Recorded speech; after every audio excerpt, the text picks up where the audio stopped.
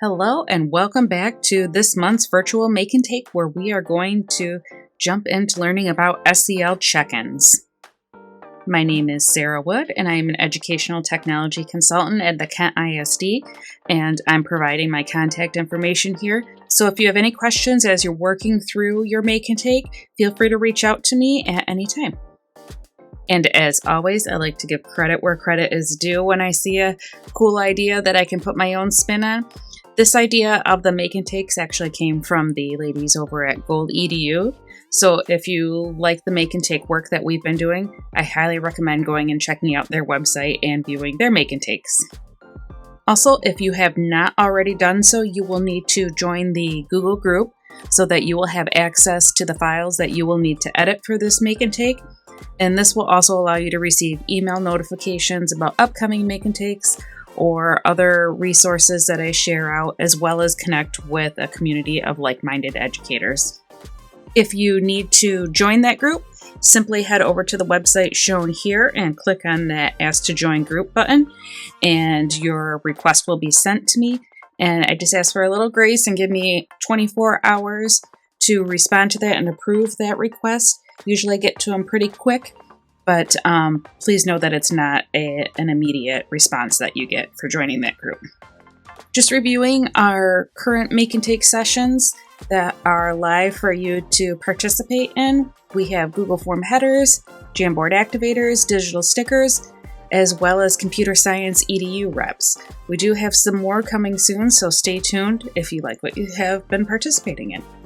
Our big concepts today, as far as our what and our whys, is that we are going to be learning about these SEL check-ins, and really it's a way of checking in on someone's social emotional health through the use of digital learning tools. And the reason why we do this is because sometimes students don't tell us what they're feeling, what they need, and so this digital way provides a safe place for them to start a conversation with you. And as always, I have some standards here for you. So if you are going to have your students create something like this, I have my text standards that align to that, as well as ISTE standards for educators as far as your own professional learning goes. So if you're wondering what an SEL check-in might look like, I have a couple of examples to show you here. And the great thing is that there's no one set way of creating this. It's a very responsive way of connecting with your students. So you can make these be as simple as you want, or maybe more formal, maybe a little fun, maybe a little sassy, depending on your relationship with your students. But the goal is to collect information from your students about how they are doing with their social emotional health. And this is something that can be done daily, weekly, or just as need be if you need to do several check-ins even throughout a day. So just some ways that you could possibly use these SEL check-ins. These are easy to project the slide here on your board so that students can provide you with feedback, or you could even place it in a Google form in whatever learning management system you're using, or this could even be as simple as a physical sticky note that they write on and hand to you.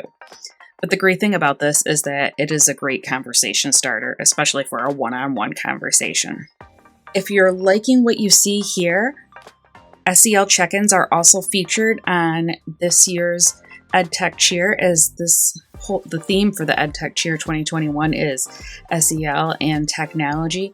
So if you would like some more resources about SEL check-ins, as well as a note from the Kent ISD mental health consultant, feel free to use that link there and read a little bit more about it. So our main delivery tool that we are going to be using today is Google Slides.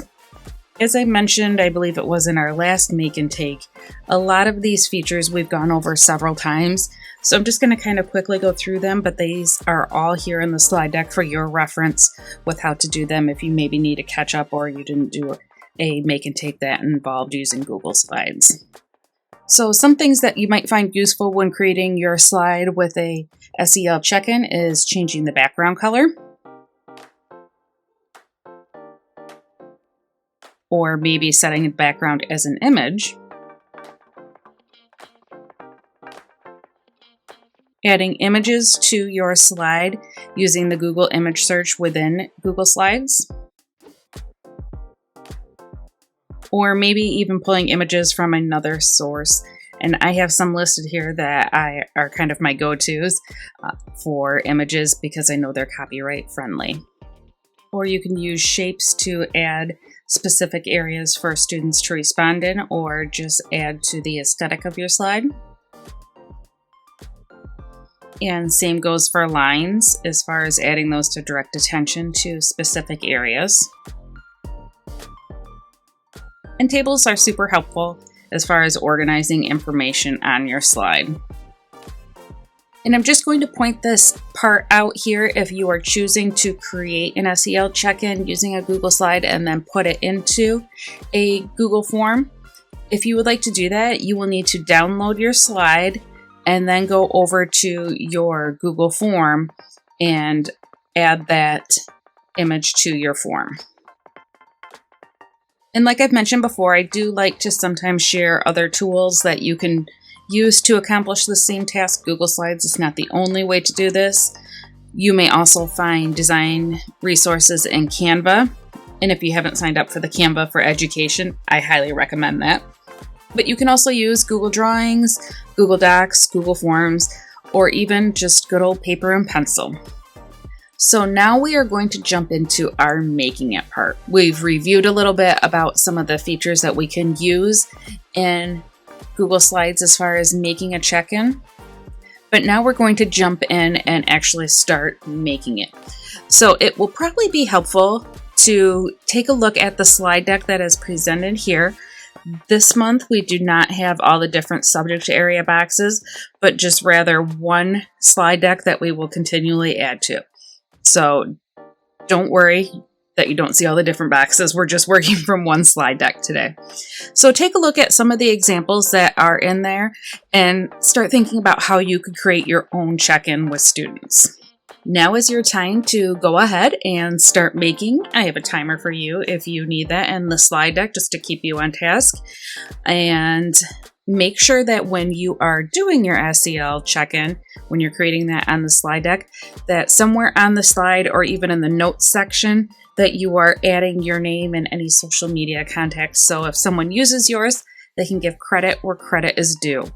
And feel free to take one of the slides that is there and remix it and make it your own, even as part of your creation part, as the making it part. Which then lends itself really to the taking it part. So maybe you created something new, maybe you remixed something, but feel free to revisit the slide deck, and hopefully new slides with new SEL check-ins will be added throughout the month. So this is something you can just continually reference and pull those when you need them. And as always, the last part is that I want to hear from you.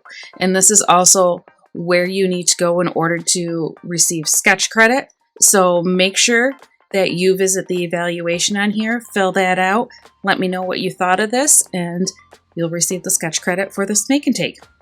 I'm excited to see what you create, and I know I will definitely be checking that slide deck and probably taking some of the ones that you guys have created as well. I hope you enjoyed this make and take, and I look forward to seeing you again next month.